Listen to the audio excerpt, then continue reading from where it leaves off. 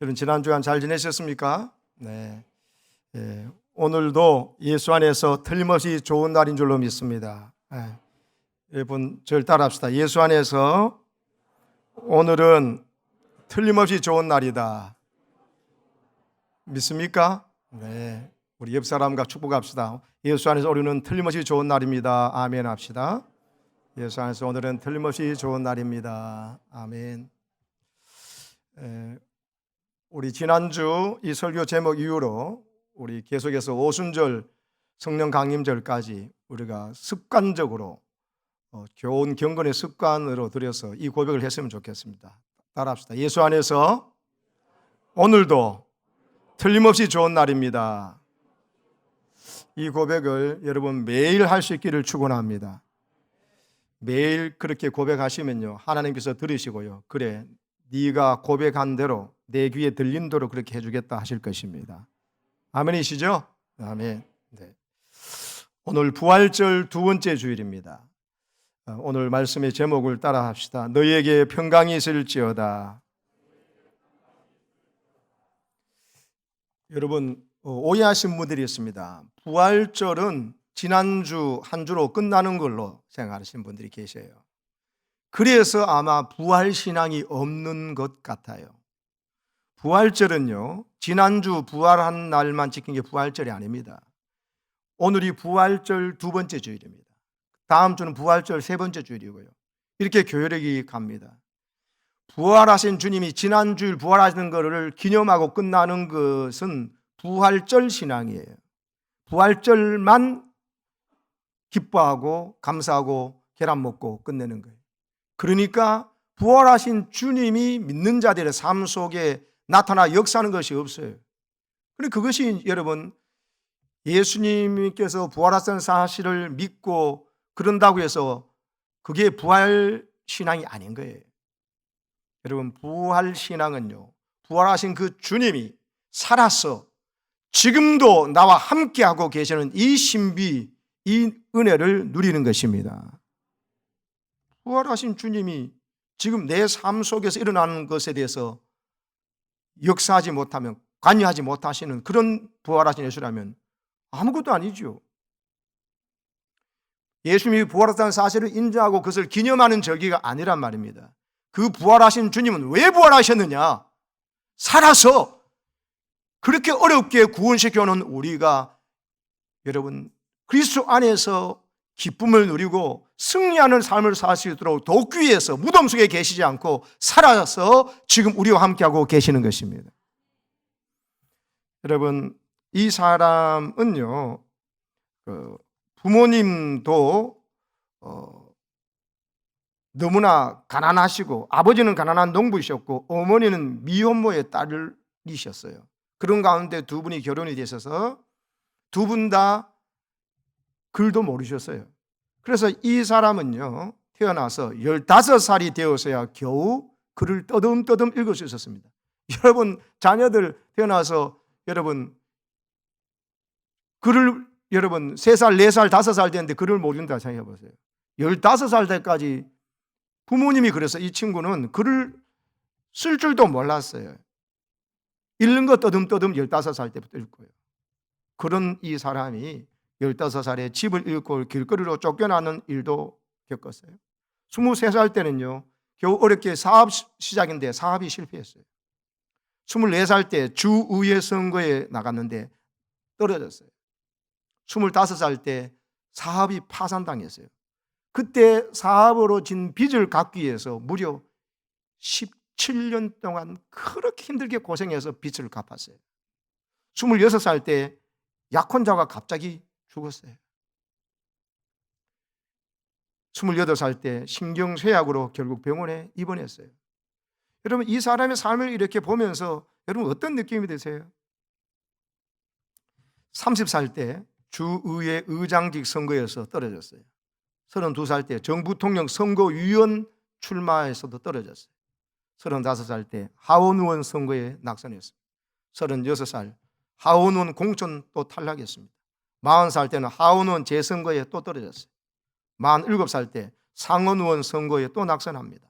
48살 때 부통령 후보 지명전에서 100표 차이로 떨어졌어요. 50세 상원 의원 출마하는데 또 떨어져 버렸어요. 여러분, 이 사람이 실패를 거듭하니까 그의 친구들이요, 그 친구 주변에 칼과 날카롭게 여겨지는 흉기 같은 것들은 주변에 다 치워버렸어요. 왜? 자살을 할까 염려가 되었어요. 친구들이 충분히 그렇게 생각할 수 없고, 이 친구도 자기 심정을 이렇게 토로했습니다. 나는 지금 이 세상에서 가장 비참한 인생을 살고 있다. 어떠한 개선이나 향상을 기대할 수가 없다. 나는 인생에 막다른 골목이 있다. 그때 당시에 일리노이주의 어느 일간 신문에서 이 사람 보고 이렇게 했습니다. 정치인 중에 가장 불운한 사람, 어떤 것이든 실패할 운명을 가지고 있는 사람, 보통 사람 같으면 완전히 헤어나지 못할 실패를 이 사람은 밥 먹듯이 하고 있다. 이런 기사가 이 사람에게 쓰여질 정도였어요. 그런데 이 사람은 어떻게 됐습니까? 이 사람 52세 때 1860년에 미국의 제16대 대통령으로 당선되었습니다. 바로 에이브람 링컨 이야기입니다. 여러분, 링컨은요, 링컨의 전문적으로 연구하는 사람들에 의하면은 공식적으로 27번의 실패를 경험했던 사람이래요. 근데 어떻게 그가 미국의 대통령에 취임하고 또 재선까지 했죠. 2번이나 대통령 되면서 미국과 세계사에 놀라운 업적을 남기는 위대한 인물이 되었습니까? 노예 해방을 선언했죠. 남북 전쟁을 하나님께 기도하며 승리를 이끌었죠. 수정헌법 13조를 통과시켜서 노예 제도를 완전히 폐지했죠. 지금까지도 전 세계인에게 가장 존경받는 위대한 대통령 인물로 바로 에이브람 링컨이 지목되고 있습니다. 데일 카네기는요, 링컨의 기도라는 저 책에서요, 자신과 미국인들이 링컨에서 제대로 알지 못한다고 기술하고 있습니다. 그래서 자기가 이 책을 쓴다 그러면서 링컨의 기도라는 책에서 보듯이 링컨은 기도한 인물이었어요. 링컨은 이런 기도를 했습니다. 실패는 하나님이 나를 버렸다는 말이 아닙니다.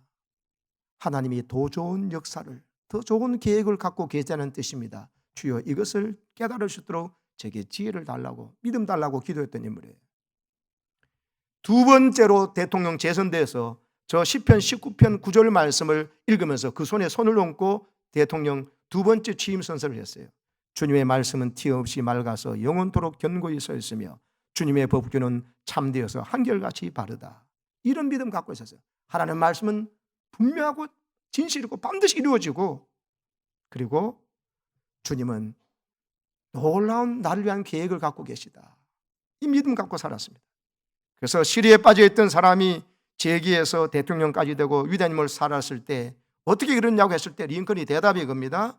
나는 성경을 읽고 그 속에서 죽기까지 나를 사랑하신 예수님, 그리고 나에게 부활하셔서 소망을 주신 예수님을 만났다. 성경에서 예수님 만났다는 겁니다. 이게 부활신앙입니다, 여러분. 2000년 전에 예수님께서 죽으셨다가 3일 만에 부활하셨다. 난 그거 믿는다. 기념한다. 그거 아니에요. 그건 부활절 신앙이고요. 부활신앙은요, 그 부활하신 주님께서 약속대로 살아나셔서 세상 끝날까지 내가 너희와 항상 함께 있으리라 마태복음 28장에 약속하신 대로 지금 나와 함께 하고 계심을 믿는 것이 부활신앙입니다. 그 부활신앙이 있으니까, 다시 말해서 링컨 안에 부활하신 예수님이 살아 역사하고 계심이 믿어지니, 그 믿음으로 사니 부활하신 예수님께서 링컨의 삶을 인도해 주신 것입니다. 책임져 주신 것입니다. 십자가에 나타난 하나님의 그 엄청난 사랑, 내가 받아야 될 그 죄값, 그 죽음을 넘어서는 그 고통과 배신과 저주, 우리 패션 오브 크라이스트 영화에 맞지만 그건 영화지 실제는 더 했지 않습니까? 그런 고통을 예수님이 내 대신 왜 당하셨나? 그 영화를 제가 이번에도 도대체 몇 번을 봤습니다. 보면서도 보면서도 그렇고 보고 난 다음에 눈물이 하염없이 흐르더라고요. 왜 나를 이토록 사랑하시나? 내가 받을 저 고통, 내가 받을 저 형벌, 내가 받을 수치인데 주님이 나를 왜 이토록 사랑하시나? 그러면서 더 느껴지는 것이 약속대로 왜 부활하셨나? 내가 널 이만큼 살려서 이제 네가 알아서 살아봐라 하지 않으시고요, 부활하신 주님이 제자들에게 나타나셨어요. 링컨에게 나타나셨어요. 바울에게 나타나시고 헬런 켈러에게 나타나셨어요. 믿음의 우리 어머니에게도 아버지도 나타나시고 지금 우리 장로님, 권사님, 집사님들에게, 신실한 교사들에게, 목장 지도자들에게 나타나서 역사하고 계시는 것입니다. 왜요? 부활하신 주님이 우리 안에 살고 계심을 깨닫고 이 기쁨, 이 신비를 누리면서 이 기쁨이 주는 새로운 삶의 방식으로 살아가는 부활신앙 사는 그리스도인이 되라고 주님께서 부활하신 줄로 믿습니다. 링컨의 이야기만으로 끝날 것이 아니라는 것이죠. 여러분, 오늘 예수님께서 부활절 두 번째 주를 맞이한 우리에게 도전하십니다. 지금까지 살아왔던 삶의 방식으로 살아가지 말라고요. 그렇게 살아가면 내가 너희를 위해서 십자가에서 피 흘려 죽은 거 의미가 없다. 내가 왜 너희를 위해서 대신 죽었는데, 너희 대신 죽었는데, 너희가 두려워하고 고통스러워하고 얽혀 섞인 이 모든 문제들이 다 근본적으로는 죄로 말미암은 건데 그 죄 문제를 내가 해결했다. 죄로 말미암은 하나님 앞에 버림받는 것, 하나님 앞에 저주받는 것을 포함해서 사람에게 배신당하는 것, 또 누구를 미워하는 것, 살인하는 것, 또 살인당하는 것, 미움받는 것부터 시작해서 얽혀 섞인 이 모든 문제가 내가 십자가에서 다 그 죄값을 내가 치루었다. 너는 이제 그 죄값을, 죄라는 빚을 갚을 이유가 없는 너는 자유인이 되었다. 할렐루야. 그것을 확증하기 위해서 내가 부활해서 내가 너에게 나타났다. 그리고는요, 이제는 너희가 알아야 된다.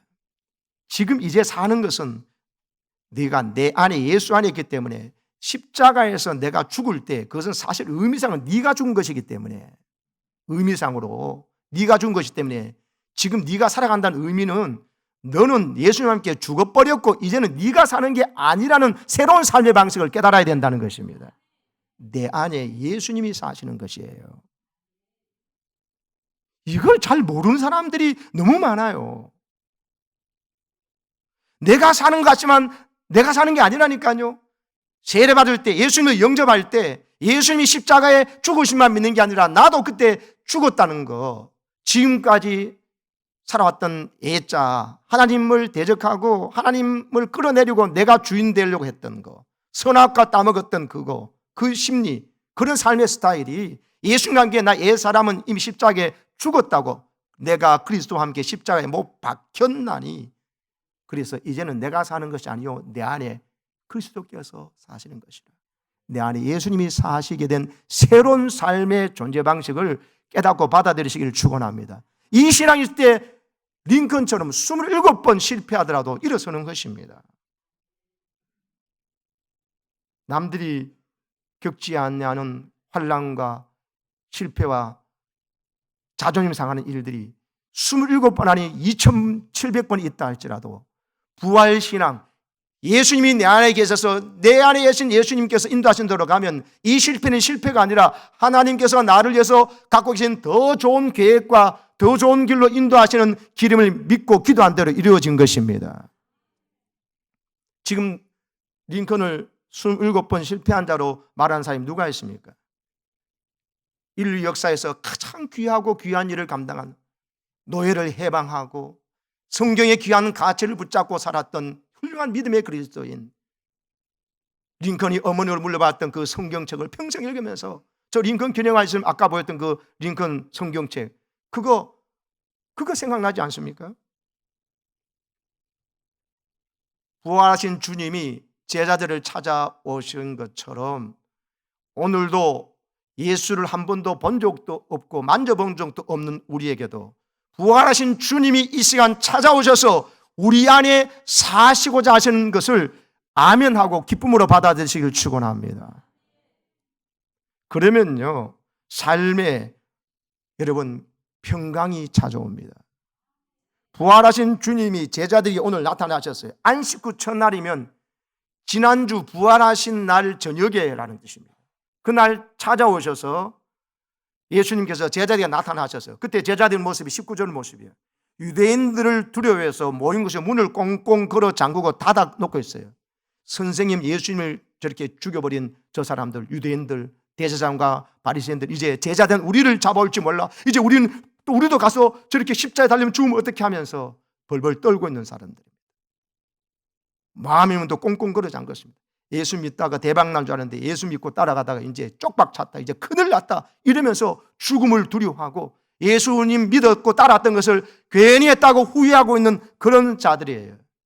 예수님이 십자가를 져주셨어요. 부활하셨어요. 그러나 그 사건이 이들에게는 아무것도 아니에요. 문고로 잠그고 있는 거 보세요. 밖에 나가서 사람도 못 만나고 있는데.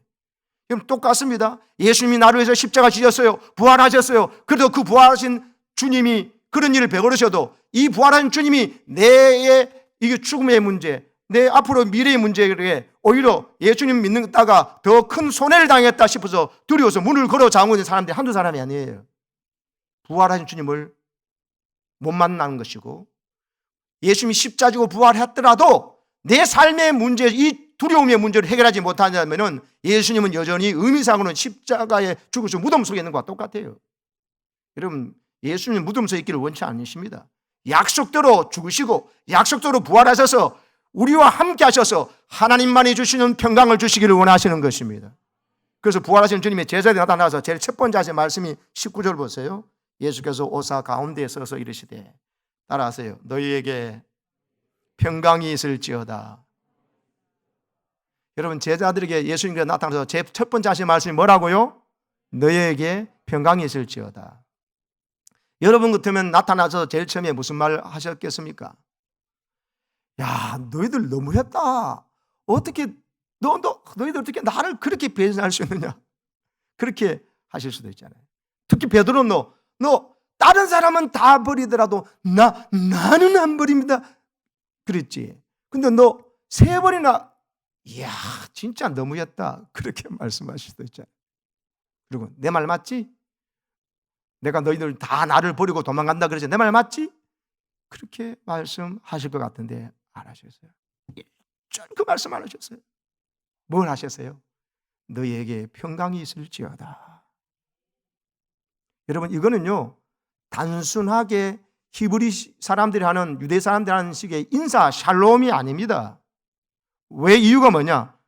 19절에 너희에게 평강이 있을지어다, 이게 인사치를 했던 말이라면요, 바로 손과 옆구리를 보이시면서 제자들을 보여서 내가 귀신이 아니고 진짜 이 몸도 부활했다는 걸 보여주시고 난 다음에 21절에 가보면 또 이렇게 말할 수가 없죠. 21절 시작. 예수께서 또 이르시되 너희에게 평강이 있을지어다.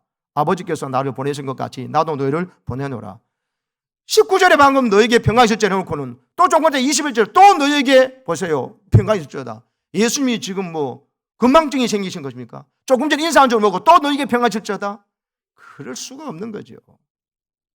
예수님은요, 왜 부활하신지 아십니까? 우리에게 평강 주시기 위해서 부활하신 것입니다. 평강이 뭡니까? 어떤 상황 속에서도 상황에 지배당하지 아니하는 절대적인 하나님 주시는 기쁨, 평안함, 그리고 당당함, 자신감이에요. 죽음도 두렵지 않아요. 사람들의 인정, 박수, 또 배신 급 두렵지도 않아요. 이제는 이게 하나님 주는 샬롬입니다. 이게 에이레네입니다. 이 평강을 주시기 위해서 주님은 우리 부활하셔서 나타나시는 것입니다. 그래서 첫 번째 말이 너에게 평강이 있을 자 하시는 거예요. 우리를 정죄하게 하심, 정죄하니까 용서했다는 거예요. 너에게 평강이 있을 자는 너희들이 나를 배신하고 도망한 것 때문에 나 볼 면목이 없지, 괜찮아. 내가 너희들이 이렇게 한다고 다 말했잖아. 내 그걸 알고도 너희들의 그 죄, 허물 그거 다 짊어지고 내가 십자가 지고 죄 형벌 다 받았어. 내가 너희를 사랑하되 끝까지 사랑한다 그랬잖냐. 그리고 너희들을 따지러 책임으로 오는 게 아니야. 나는 너희들에게 연약함을 알아. 그러니까 내가 너희들을 위해서 십자가 진 거야. 그리고 진짜 너희들이 연약하기 때문에 지금 이대로 가만히 두면 또 인간적인 생각과 야망 가지고 살면은 세상 삶과 같이 똑같이 살 거야. 그래서 내가 부활해서 너희에게 평강을 주는데 내가 너와 함께 살려고 내가 부활했다 하시는 것입니다. 약속 지킨다? 세상 끝날까지 내가 너희와 항상 함께 있으라 약속했지. 그래서 내가 너희와 세상 끝날까지 함께하기 위해서 부활한 거야. 그러니까 나를 믿는 자는 나와 함께 십자가에 이미 옛사람 죽었고, 이제 부활한 나를 믿고 사는 자는 이제는 네가 사는 것이 아니라 내가 너 안에 들어가 산다. 이거 알라는 것입니다. 그러니까 예수님이 내 안에 들어오시니, 예수님이 우리 안에 들어오시니 우리에게 평강이 임한 것입니다. 왜요? 예수님은 평강의 왕이시니까요. 그 이름을 임마누엘을 하리라. 그는 평강의 왕이라 할 것이라 하잖아요. 평강을 주시는 왕이 우리에게 오셨으니 내가 평강을 누릴 수밖에요. 그러나 내가 계속 왕자리에 있고 예수님을 주인되고 왕되지 못하게 하면은, 자기가 주인되어서 자기가 살아가는 사람은 여러분 평강이 없습니다. 부활절을 꼴백 번 지켜도 평강 없습니다.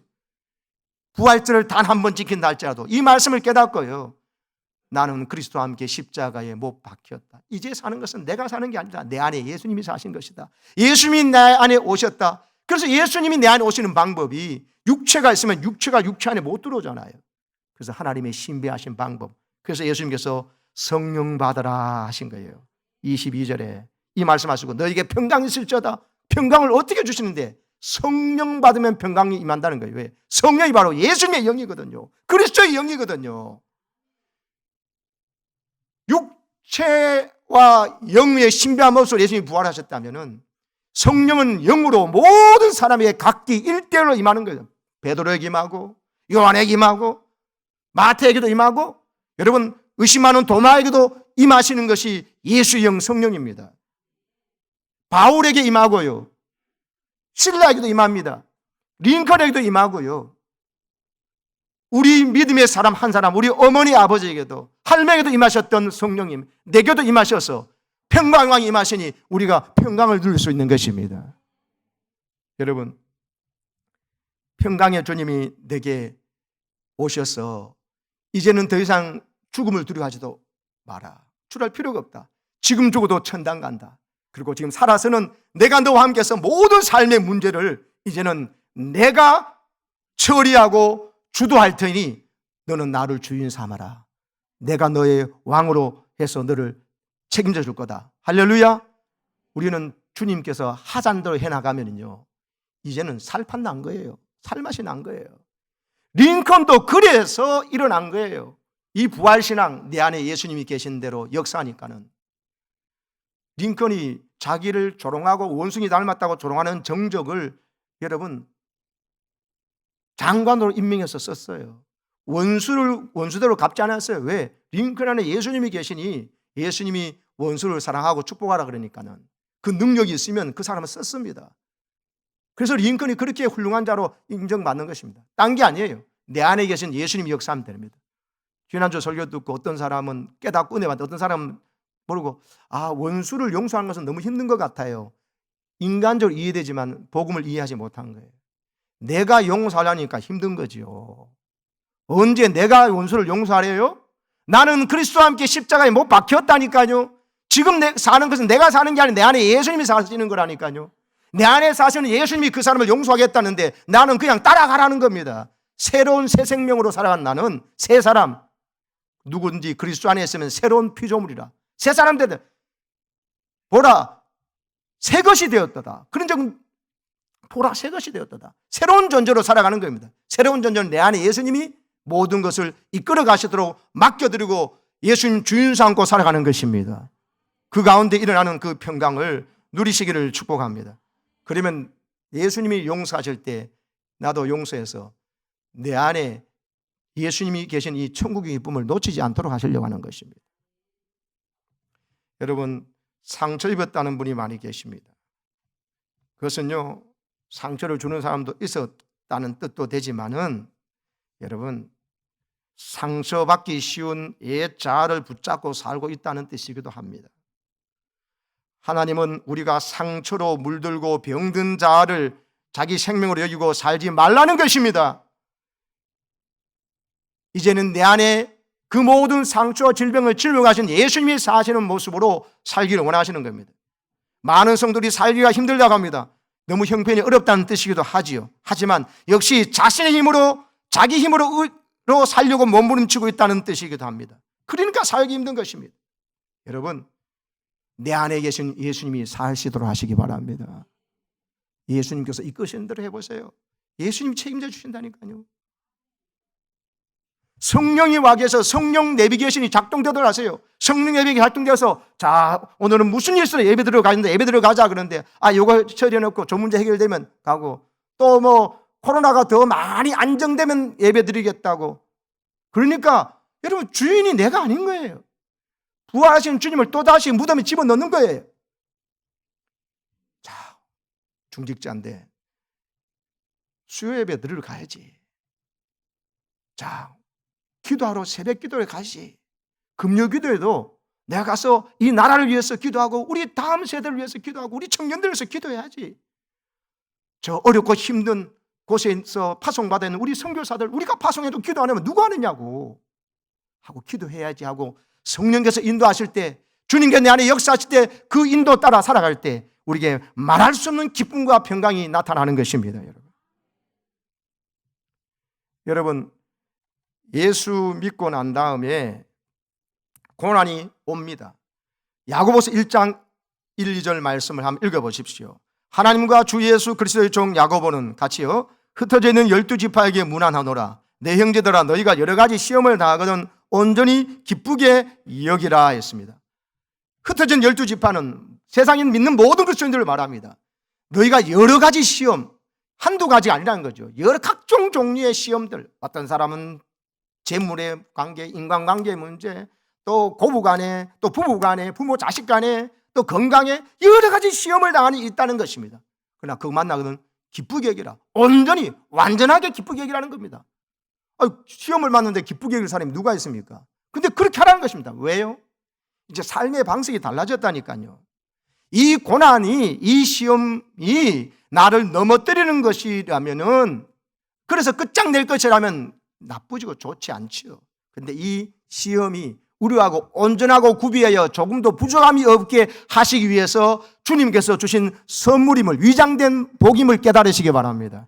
더 중요한 건요, 이제는 이 시험과 고난을 대하는 주인이 달라졌기 때문에, 전에는 애짜 내가 이 문제를, 이 고난을 어떻게 하나 했는데, 이제는 나는 그리스도와 함께 죽었고 이제는 내 안에 계신 예수님이 이 고난의 문제를 처리해 나갈 것이기 때문에, 그렇게 관여하시려고 예수님께서는 부활하셔서 지금 우리와 함께 하셔서 성령으로 임하여 계신 것입니다.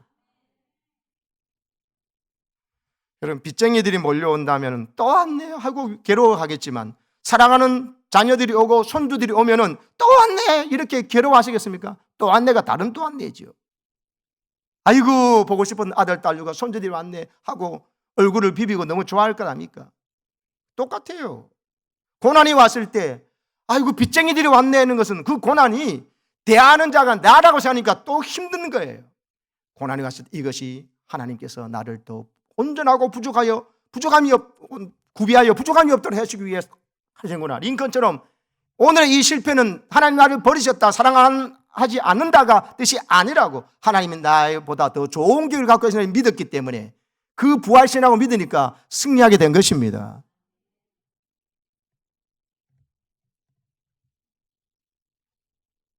부활신앙의 시금석이 여러 가지 시험을 당할 때 기쁘게 여기나 아니나 보시면 됩니다. 여전히 내 안에 있는 애자를 끌어내서 마귀에게 보이스피싱 당해서 또 애자를 끌어내서 그걸 가지고 살려고 할 때 힘듭니다. 그러나 성령께서는요, 예수님 어떻게 하십니까? 부활주님이 내가 그 문제 다룰 테니까 너는 내가 하자는 대로 하자고 해나갈 때 주님께서 책임져 주십니다. 이것이 얼마나 기쁜 일인지 모릅니다. 이게 새로운 놀라운 삶이 시작된 것입니다. 그래서 여러분, 요한복음 14장 27절을 보십시오. 평안을 너에게 끼치노니 같이요, 곧 나의 평안을 너에게 주노라. 내가 너에게 주는 것은 세상이 주는 것과 같지 아니하니라. 너희는 마음에 근심하지도 말고 두려워하지도 말라 했어요. 저 말씀 언제 하셨어요? 십자가 지기 바로 직전에 하셨어요. 죽음을 앞에 두고 하셨어요.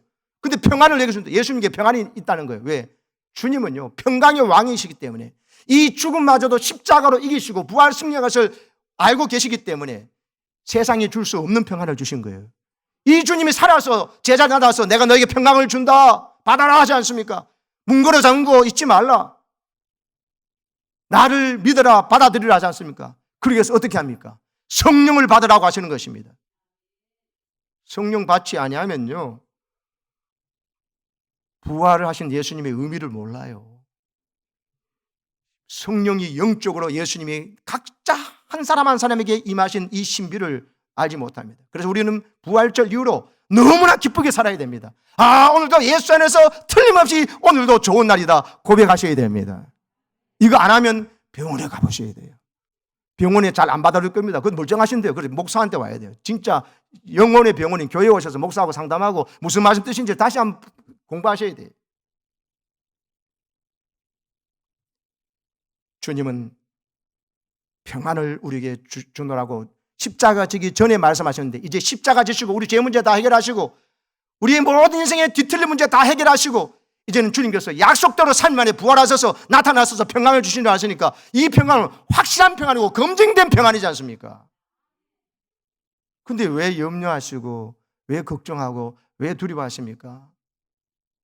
죽은 옛자를 끌어내서 귀신 노름하고 있는 것입니다. 마귀에게 보이스피싱 당하고 있어요. 오늘 이 시대는 보이스피싱 시대입니다. 보이스피싱 시대. 전화로 금융위기에 또 속아서 당하는 사람들도 계속 나오니까 아직도 계속 그 범죄가 있죠. 그런데 그보다 더 무서운 것은 마귀에게 보이스피싱 당해서 계속 새로운 자아가 됐는데, 옛사람은 내가 주인된 나는 예수님과 십자가에 죽어버렸는데 아직도 십자가에 나는 못 박아야 되는데 못 박았는데 못 박지 못했어. 그러니까 그 믿음대로 십자가에 못 자기가 안 박았다고 그러니까 마귀가 나다 그래 하면서 인간이 그럴 수밖에 없지 하면서 계속 귀신 노름하는 거예요. 죽은 옛자를 끌어내가지고 귀신 노름하는 것입니다. 무당에게 찾아가는 것만, 구다는 것만 귀신 노름에 놀아는 게 아닙니다. 마귀가 시킨 대로 하고 있잖아요. 성령을 그렇게 하지 않습니다. 예수님이 와서 너는 그리스도와 함께 십자가에 못 박혔다. 이제 네가 사는 게 아니다. 네 안에 내가 사는 거라니까. 그러므로 내가 너와 함께 하고 있으니까 두려워하지 말라. 담대하라고 그러는 것입니다. 세상에서 너희가 환난을 당하지만은 담대해라. 환난 당하지 않게 하지 말라. 오히려 환난 당할 때 네 믿음이 드러난다. 네 안에 내가 있음을 드러나게 된다는 것입니다. 그래서 담대하라. 내가 세상을 이겨노라 하신 것입니다. 같이 읽겠습니다. 시작. 이것을 너희에게 이르는 것은 너희로 내 안에서 평안을 누리게 하려 함이라. 세상에서 너희가 환난을 당하나 담대하라. 내가 세상을 이겼노라. 할렐루야. 예수 안에서 평안을 누리라잖아요. 내 안에서 평안을 누리려고 내가 말한다. 십자가 지기 전에 하신 말씀이에요. 십자가 다 지시고 부활 승리한 주님이 이제 와서 너에게 평강이 있을지어다. 할렐루야. 부활절을 지나고 난데도 이거 몰아가지고 아직도 여러분 우중충해 있으면 안 됩니다. 예배의 분위기가 차고 넘치고 기뻐서 부활한 주님이 우리와 함께 하신다. 기적이 일어났다. 신비가 났다. 죽을 병에서 살아나고 그보다 다 한 거예요. 빚이 갚아지고 없어지고 그보다 다 한 거예요. 부활한 주님이 나와 함께 하시면요, 이젠 다 된 거예요. 주님께서 다 알아서 역사하실 것이니까요. 할렐루야. 이 당당함, 이 기쁨을 가지고 살아가니까 마귀가 막 당황스러워하는 거예요. 성령은 춤추시고 예수님 기뻐 좋아하시고. 할렐루야. 이것이 찬송으로 나타나시고 아이들을 가르치는 교사로 봉사로 목장의 모임을 통해서 이 기쁨을 한 번 더 확인하고 나눠주고 깨닫게 하려고 목장 모임을 사모하시기를 바랍니다. 새벽 기도를 누가 시켜서가 아니라 수요 예배를 금요 기도를 그냥 주의 전에 나오는 이것이 누가 시켜서가 아니라 이 기쁨을 계속 누리기 위해서, 이 평강을 빼앗기지 않기 위해서 주님 앞에 나와서 누리고 또 흘러보내고 이웃에게 전하시기를 축복합니다. 탈무드에 나오는 이야기입니다.